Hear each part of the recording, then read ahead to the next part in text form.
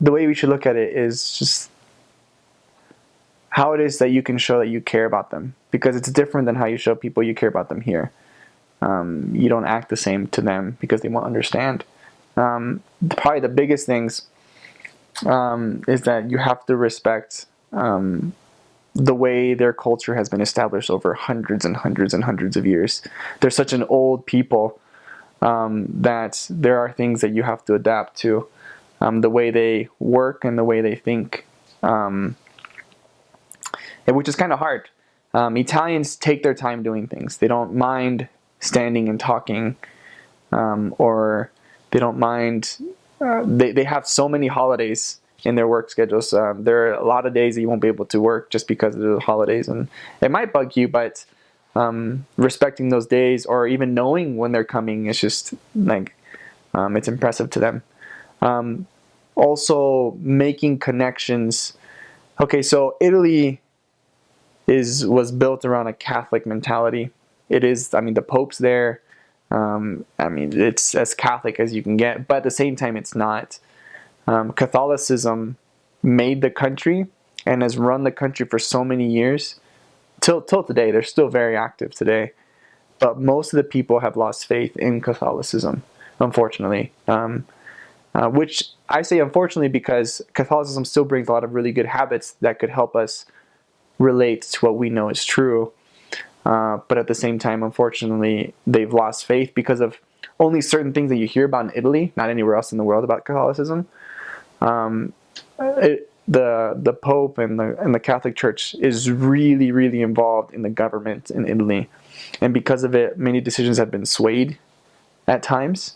Or maybe the Catholic Church has done things that have been kind of hurtful to the people under the leadership, unfortunately, that has lost their trust. And so a lot of them are confused, but all they know is Catholic. And so one really good way to really understand their culture is to respect Catholicism. Find what it is, learn about it, and then make the connections from what the bits and pieces that it has that are true, because they do have some truth. A lot of it too. I mean, every church does. And make it to the connection to the message that you're teaching. As you make that connection to them, they're going to see what they've always known and what their whole existence as far as their family has been based on, and showing them what it is that you need without having to really, because a lot of them get offended when you just say like, that was wrong and this is right. And they're just like, you can't tell me my whole like family line, my whole existence has been a lie and wrong. And they get offended, unfortunately. But that's not, I mean, it's not that they are, and it's not, they don't even, a lot of them don't even practice Catholicism. They will tell you right up, I only go on Christmas and on Easter. Everyone you meet will pretty much tell you that. But that doesn't mean that they don't defend it, because they're very loyal and amazing people. But the thing is, like, we can also show them that they can have so much more from what they think they can believe in. As an extension to what they already know and what the Catholic Church has been able to teach them with their efforts in trying to really spread their message as well. And it's something that you have to be careful with. That's also one thing they really appreciate, and I bet you a lot of countries appreciate this as well, is really seeing the effort of you blending in with what they do.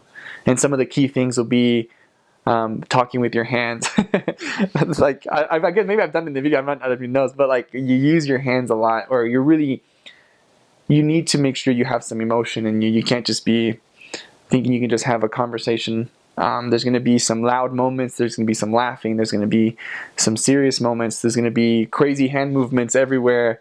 You're going to get, a full spectrum of what emotion can really provide in a conversation when you're speaking to several different Italians. And as you try to really take in like everything they express, which is difficult because there's so much that comes out of. They can get really hyped up really fast, or like really sad, or they really portray on the outside what they're feeling. And it can be overwhelming sometimes, because a lot of the missionaries get tired of it because it's so much to take in and it's not what you're used to. But as you try to really understand it, you'll be able to reciprocate that. And not only will you be able to convey your message, it will first create a connection of them of trusting you as someone who's respected them as a people, and really make that connection and that delivery of your message a lot better. Which, on that note, the most effective way that we found in our mission in order to convey the message of the gospel of Jesus Christ to the people of Italy was to listen. That's probably the biggest thing. They will tell you so much in so little time because they just love to talk and just tell you so many things. But there usually is going to be a key factor in every conversation. I think one of the ways that I realized it was that when they talk, they always come back to a certain thing that's just the main thing of their conversation, but they always say it over and over and over again, vocally, and usually in the same words. And so if you listen, you'll be able to use that and convert it over with the same kind of enthusiasm. As far as culture, as far as like anything else I can think about culture, you have to go in with passion. I think the country is built around passion. Knowing that you're going to have some intense moments. You're going to think someone's mad at you with their loud voice, but they're not at all. They're not mad at you. They're not yelling at you. That's just the way they express themselves. A lot of people have difficulty thinking that people are trying to be rude to them, to the missionary, like the person is being rude to you, but they're not. I mean, and in fact, it could be the complete opposite. They're just excited, and they express that in their voice. They express it in their hands. They're going to be a little touchy. They like touching your arm.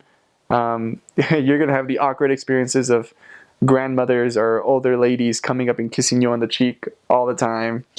You have to be careful with the younger women because it's part of the culture where you give a kiss of either hello and goodbye.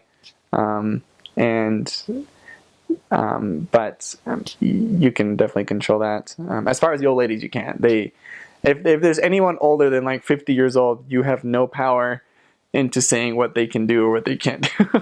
They will give you a kiss if they want you, or they will stop and talk, or they won't talk. Definitely shoot for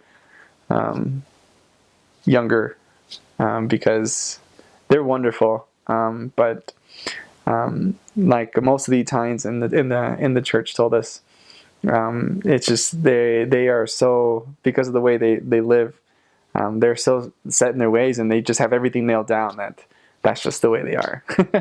But it's wonderful. They're so great. I don't know. I think for the most part, culture is just that's, if you can just think about passion and just being, with that. I mean, going along with that, being ready for some roller coaster of emotions, as far as like with the people. That's pretty much, if you want to be effective in really relaying your message, being short and sweet, but then listening. Just a lot of listening, I think. I don't know.